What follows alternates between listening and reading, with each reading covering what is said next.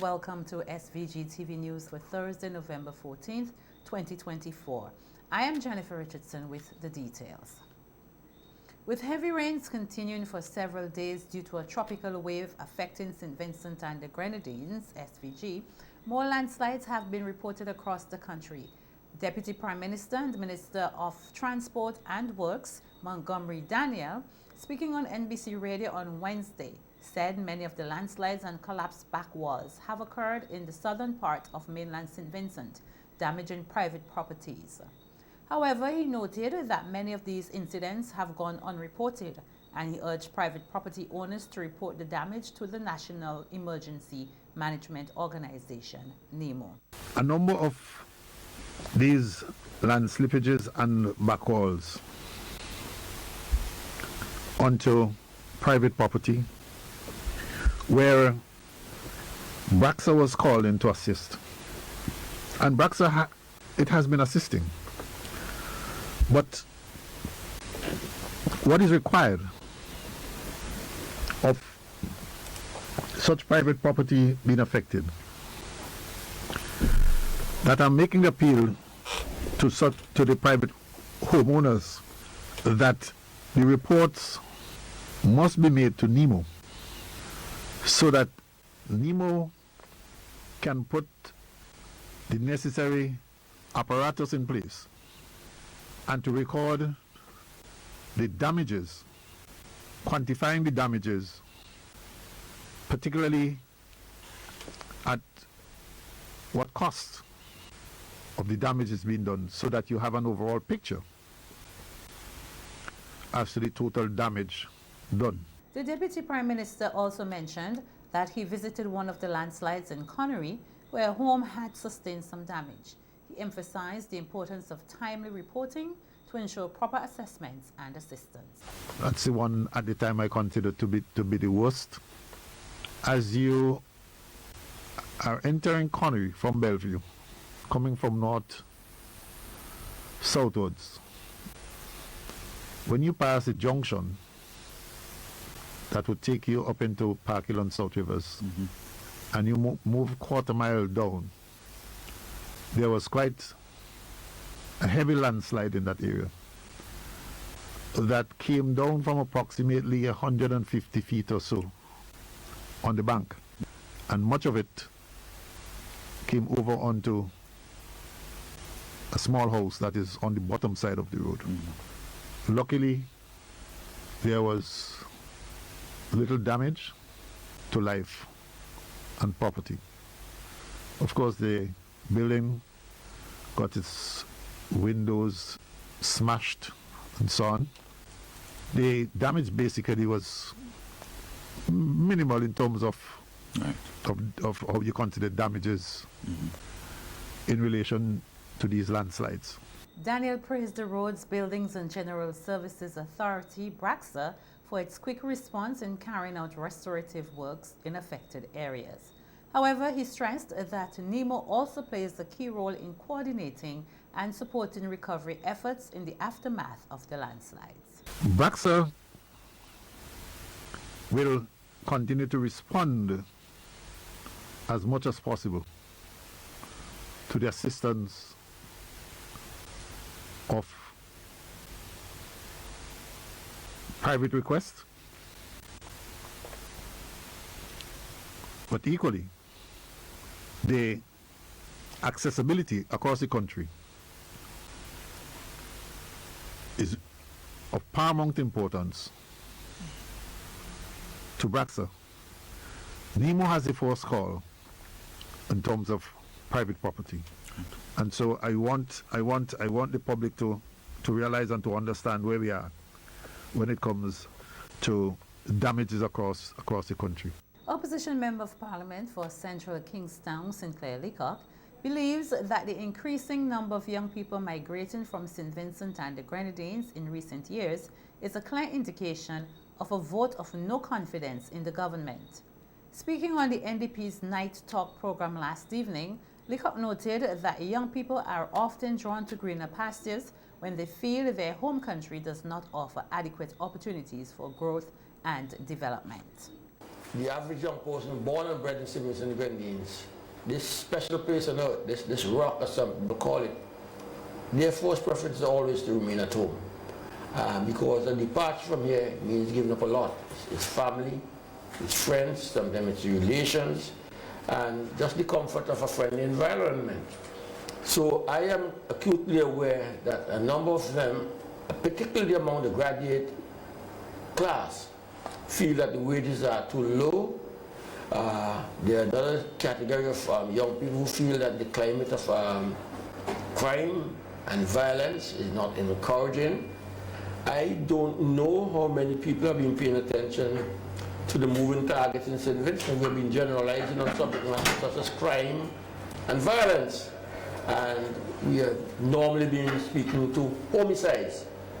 Within recent times, I don't know if it has caught your attention that an increasing number of young people are before the courts for basics of life: food, breakfast meals, clothing, and the amenities of life.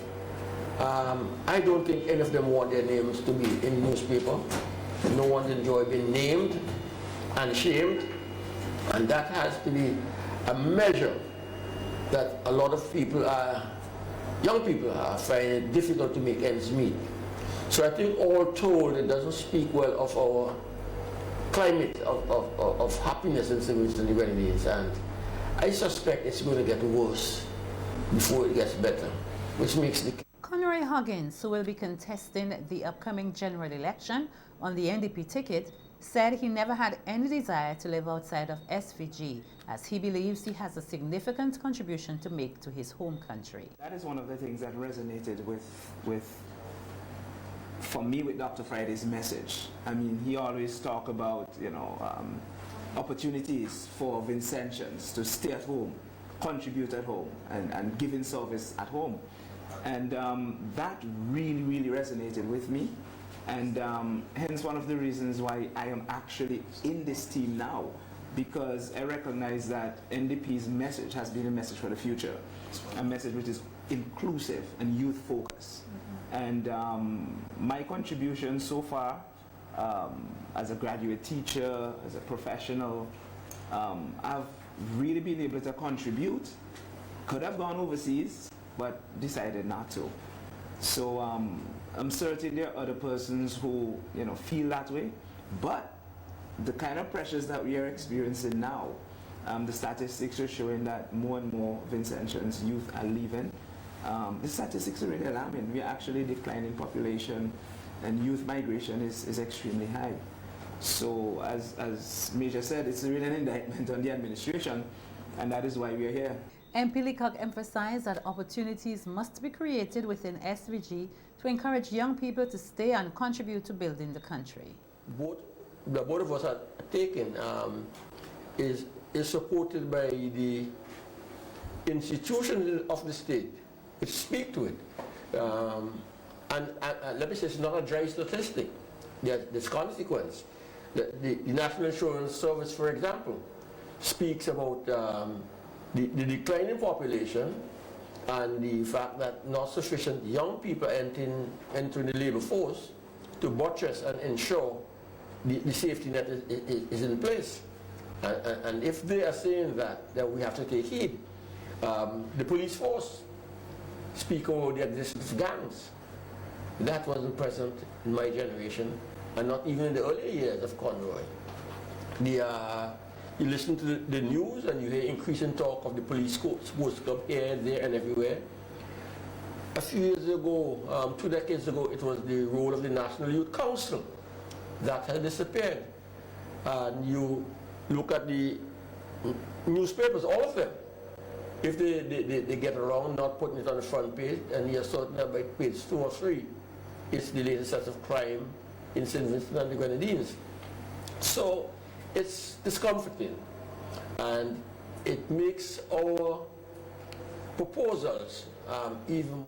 3 students pursuing bachelor's programs at the University of the West Indies UWI Global Campus will do so with bursaries from the Mustique Charitable Trust. The recipients are Chiaka Balls, pursuing accounting, Carlota Edwards, pursuing educational leadership, and Management, and Ezron Horn pursuing Management. The bursaries were awarded today at the UWI Global Campus. These 3 students bring the total number of recipients supported by the Mustique Charitable Trust to 45. Chairman of the Mustique Charitable Trust, Roger Pritchard, underscored the importance of education, particularly at the tertiary level, as a key to personal and national development. I'm here today really to support this programme, to support education in St Vincent. The Mustique Charitable Trust is currently talking to the Minister of Education about funding a literacy programme at primary school level, but today we're talking about post-school. We're talking about Carlotta, Ezron and Chiaka, who are graduating, well, not actually graduating, but actually embarking upon a journey whereby hopefully they will develop and prosper themselves and ultimately graduate, fulfill their own personal careers, and actually ultimately give something back to their community. Pritchard committed to continuing the bursary, that's the bursary program for students pursuing studies at the UWI Global Campus in the future, further supporting young people in their academic pursuits. Head of Science at UWI Global Campus, SVG, Dr. Risa Noel McBannett, acknowledged the financial challenges faced by students enrolled in the institution's programs, expressing gratitude to the Mustique Charitable Trust for its ongoing support to students in need. As we all know, access to higher education can often be a challenging journey, marked by financial hurdles that can hinder talented individuals from reaching their fullest potential. The Mustique Charitable Trust initiated its bursary award program at the University of the West Indies, known then as Open Campus, now Global Campus, St. Vincent and the Grenadines in 2010. Since its inception, 3 to 4 bursaries are awarded each year to candidates in need of financial assistance. Through this partnership with the Trust, the UWI Global Campus continues its mandate of reaching people where they are and facilitating their professional and personal growth through academic achievements. The grateful students expressed their thanks and assured that they would not allow the support to go to waste, committing to work hard and make the most of the opportunity provided. Commitment and investment in the future of young persons is both inspiring and essential. Because of your kindness, fellow recipients and myself were able to pursue our academic goals, and we're deeply grateful for this gift. Receiving this bursary means a lot to me, and I will do my best in order to make you proud and to make myself proud and to make the entire country of St. Vincent and the Grenadines proud.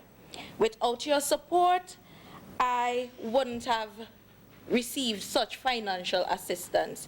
Give my thanks to everyone that contributed to my journey thus far, and also in assistance of all of my other recipients, and to the Global Campus. Today is World Diabetes Day with a focus on prevention and management. In observance of the day, President of the St. Vincent and the Grenadines Diabetes and Hypertension Association, Janice Oliver Crease, is emphasizing the importance of foot care for diabetics to avoid amputations. According to Oliver Crease, 99% of people who neglect foot care end up requiring amputations, most of which could be avoided with proper attention and self-care. If you neglect your feet, you cannot blame anyone. You will have to blame yourself. And I always encourage the persons, if you see anything on your feet that doesn't look right, do not stay at home and say, oh, I have good flesh. My foot will heal up at home. And doing your own thing at home. And when it comes out of control, that's when you turn up at the health center. That may be too late for you. So we are saying that to avoid you having a toe amputated, and most people always get their great toe amputated. And when you lose your great toe, you start to lose your balance. Okay? Then for others, they may have great toe, second toe, third toe. And the possibility, 99.9%, the possibility is that most people end up with a chance metatarsal amputation. That's when all your toe gone. Oliver Chris also pointed out that the number of amputations varies each year, with recent figures showing that more than 50 amputations are performed annually in the country. Some people just be reluctant, oh, I don't want my foot to cut off. So if you don't want your foot to cut off, because you will end up in a lot of pain and discomfort. So you need to take care of your feet and let us not go down to amputation, because we are noticing the amputation figures are being fluctuated. Sometimes you might have like a 70 this year, next year you might have a 60, then the following year you might rise up back. So it depends on how people treat themselves as diabetic. They are the ones that is to be blamed. The Diabetes Association president stressed that neglecting foot care can have fatal consequences for diabetics, highlighting the need for increased awareness and education on the issue. Take care of yourself, diabetics out there. Take care of your feet. It's very important. Our feet is what carries us along. Just like you love the rest part of your body, love your feet and care for your feet the best you know how to do it, along with controlling your blood glucose level. Because if you eat crazy and wild, it can affect your feet. Because the diabetes is small blood vessels disease. It attacks the small blood vessels. Where they are from? In our feet, the back of your eye, your kidney. These are areas that these small blood vessels are formed. So if you want to live a healthy life, you have to manage it well. In recognition of World Diabetes Day, the association held a free diabetes testing event at the Richmond playing field today. This evening, a glow walk was also held to raise awareness. The theme for this year's World Diabetes Day is Breaking Barriers, Bridging Gaps. Meanwhile, on NBC Radio's face-to-face program, psychologist Dr. Joselle Miller discussed the psychology of eating, highlighting that diabetes is not a hereditary disease, but rather one that is often developed due to a person's eating habits. Dr. Miller explained the importance of understanding the food we consume and the impact it can have on the body, noting that dietary choices play a significant role in overall health. You live to eat, right? Which means you just eat in excess all the time. But we have to be so mindful of what we put in our bodies and look at your body as a machine. The older it gets, the more care it needs. And just as, you know, men take a lot of pride in their vehicles. If your vehicle uses fuel, petrol, you're not going to put diesel, right? So the very same way, we have to know what works for our bodies and how it functions. So our eating behavior tends to or should be shaped by physical hunger and nutritional needs. But we realize that persons eat also because of psychological, emotional, social, and environmental factors. Dr. Miller also addressed the impact of overeating on the body, which she said can be linked to psychological issues such as stress. She explained that emotional factors like stress can lead to overeating or unhealthy food choices, further exacerbating physical health problems. Drink a lot of carbonated drinks and so on, or even alcohol, which has a high content of sugar. Okay? Celebration as well is a time when persons eat a lot excessively because I deserve it. I have accomplished whatever. So you go out to celebrate and you start overeating and overindulging. So sometimes you may have just simply had a meal without dessert, but now I'm celebrating, bring the desserts and come, you know. So you may not have one, you might have 2 or 3 or whatever the case is. And all of this obviously is stored in the body and it can have an impact, again, depending on your age, your level of physical activity. So if you're not very active, you're not exercising, and more so if a lot of your eating is done at night. And St. Vincent and the Grenadines' second generation SVG-2G, based in High Wycombe, Buckinghamshire, have been awarded the King's Award for Voluntary Service. This is the highest award a local voluntary group can receive in the UK and is equivalent to an MBE. SVG-2G is an arts and heritage cultural organization with charity status that offers a range of creative arts and heritage programs that empower and develop young people of various diverse backgrounds and the wider communities. The work of the organization includes managing the School of Steel Pan, Wickham Steel Orchestra, Carnival Arts programs, and a range of African and Caribbean heritage projects. SVG-2G is one of 281 local charities, social enterprises, and voluntary groups to receive the prestigious award this year. The King's Award for Voluntary Service aims to recognize outstanding work by local volunteer groups to support their communities. It was created in 2002 to celebrate Her Majesty the late Queen's Golden Jubilee and was continued following the accession of His Majesty the King. 2024 marks the second year of the King's Award for Voluntary Service. SVG-2G Chairman Chris Roberts said they are so proud that their volunteers are getting the recognition they deserve and thank them for their hard work and dedication to SV-2G for the past 21 years. A variety of innovative science projects are on display at the Methodist Church Hall as students from primary and secondary schools showcase their creativity in the National Science and Technology Fair. 7-year-old Jamarian Peters of Lower Base School Incorporated has built a solar-powered portable washing machine using recycled materials. Portable washing machine, and you can see solar panels here to work it. And this door can open up from metal wires, and it can open it. And it can spin. And I use backup cover. And I have a book more about it, so you can know more about it. If you want to sit and read it, you can do it, and when you're done, you can bring it back. My grandfather and my mother helped me build it. And this here is a microwave frame. So I cut it with a hacksaw and I bend it. My grandfather bend it in, and then I use this here to hook onto it, and I hook onto the solar panel to the wall. For closing, The grade 3 student said he received help from his grandfather and mother and plans to build more solar-powered washing machines in the future. Kayla Ambrose, a student from the St. Vincent Girls High School, conducted a survey on teenagers and social media, finding that social media does have an impact on their self-esteem. The process of my project was that teens who spend more time on social media tend to report lower self-esteem.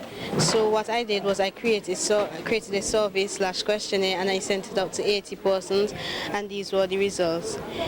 With the results, it is proven that as time spent on social media increases, so does the reports of lower self-esteem.